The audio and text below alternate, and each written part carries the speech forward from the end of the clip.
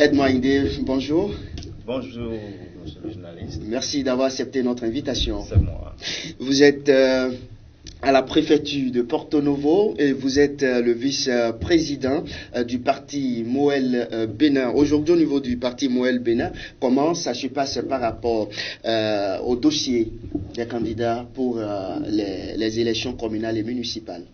Merci bien de vous intéresser à cet aspect de la chose, parce que les dossiers de candidature à l'élection municipale, c'est un exercice hyper fastidieux.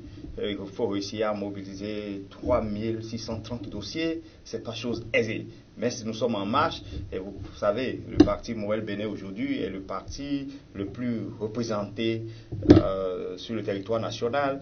Nous avons les coordinations partout, donc du coup, la mobilisation du dossier, c'est pas un problème. Vous voulez dire que le parti Moël Bénin est représenté plus que les anciens, si on parle d'anciens aujourd'hui, en prenant compte bien sûr le nouveau code électoral, le PR et l'Union progressiste, vous voulez dire ça? Bien sûr, de façon formelle, parce que les tests exigent au jour d'aujourd'hui d'avoir des coordinations dans les communes, dans les arrondissements, et c'est le parti Moël au jour d'aujourd'hui qui a réussi à installer toutes ces coordinations dans les 77 communes du pays, dans les 12 départements, et en même temps nous sommes dans les arrondissements. Il ne nous reste que quelques arrondissements pour boucler cette représentation du parti partout. Donc du coup, la collecte du dossier, elle se fait facilement, de façon aisée.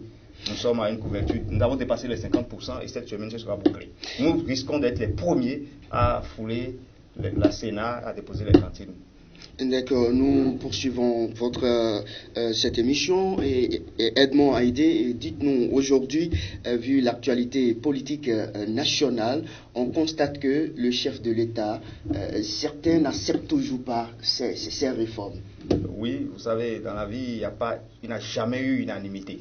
Au jour d'aujourd'hui, je pense que ceux qui critiquent, ceux qui aujourd'hui trouvent que ça ne va pas dans le pays, je sais sur quelle planète ils sont. Parce que quand quelqu'un fait des efforts et que c'est louable, nous devons pouvoir le reconnaître et l'encourager.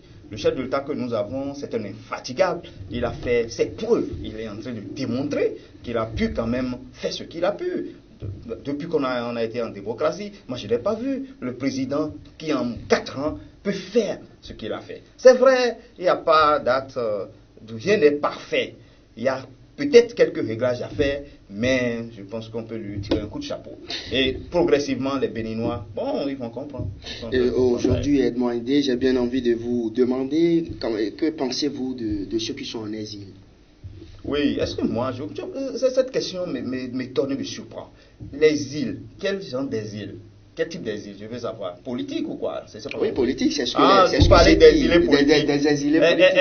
À mon sens, il n'y en a pas. Nous avons des irresponsables, des fuyards. Non, c'est suffisamment grave ce que vous dites. Je vous l'explique. Dès que on réclame à un citoyen, à nos compatriotes qui ont touché à des choses ici, de venir répondre de ce qu'ils ont mal fait, et ils prennent le premier avion, ils sortent par la brousse, ils se retrouvent ailleurs, ils commencent par opiner. Ça, on ne peut pas ça exiler. Attendez qu'on confronte les points de vue et que ce qu'on vous reproche, qu'on puisse le dire. Ça, on n'appelle pas ça exilé. Un exilé politique, c'est quelqu'un qui n'a rien fait. Après une mobilisation, le lendemain, c'est la police qui envahit sa maison et il s'en va. Lui, je peux l'appeler exilé.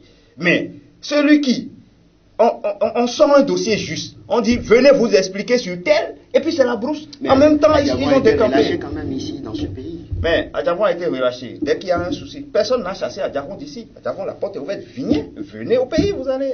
Pourquoi ils ne viennent pas? Pourquoi ils ne viennent pas? Moi, je dis, s'il y a un souci ici au jour d'aujourd'hui, on m'interpelle. J'irai répondre à la justice de mon pays. C'est au peuple souverain de savoir qu'on est en train de me traquer. Et depuis ma prison, je vais pouvoir me faire entendre. C'est comme ça qu'il faut faire les choses. Il ne faut pas détaler, se retrouver pas d'exilés politiques selon vous. Moi, je dis, en mon sens, il n'y en a pas. En mon sens, il n'y en a pas. Vous êtes dans le pays. Dès qu'on dit, allez, si on vous convoque aujourd'hui, vous allez répondre. Vous avez quel moyen pour sauter dans le premier avion parti? Mais il ne faut pas les encourager. Il ne faut pas les encourager. Ils ne sont pas exilés. Hein. C'est des irresponsables, des fuyards. Ils ont fui la justice du pays. Ils ont fui la justice du pays. Moi, je vous le dis, ils ont fui la justice du pays.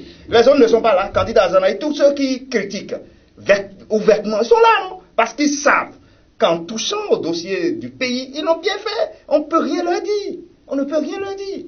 Donc ceux qui ont détalé au premier son de cloche, genre, il faut vous dire, c'est des gens, à la limite, c'est des gens qui sont des apatrides.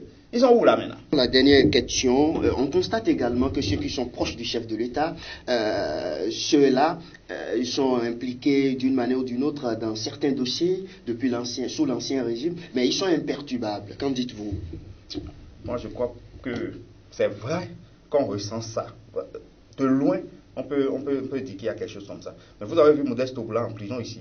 Vous avez vu en même temps Antoine Dayori débarquer du CNCB et direction prison. Ça dit que quand le dossier est sorti et que c'est clair, je ne crois pas que le chef d'État puisse mettre la main dessus. Mais l'autre chose, vous connaissez, c'est les hommes.